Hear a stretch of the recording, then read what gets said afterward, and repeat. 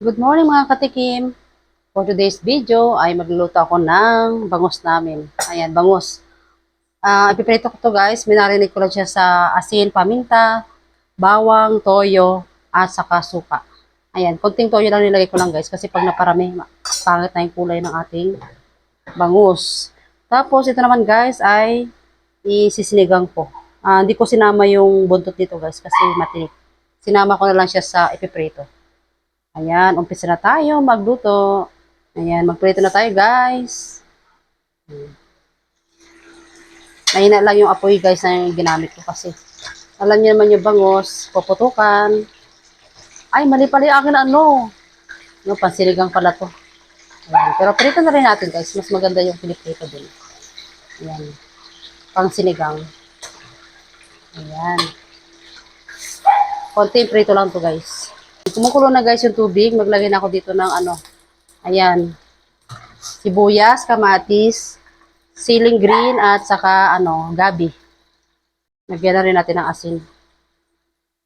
Ayan, luto na guys yung gabi. Lagyan na natin itong ibang gulay.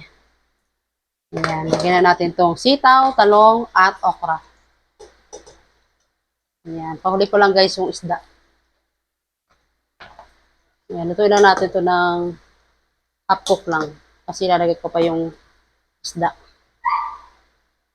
Ayan, ilagay ko na rin guys itong kangkong. Ayan, pag may isda kasi guys, pag haluin, madurog.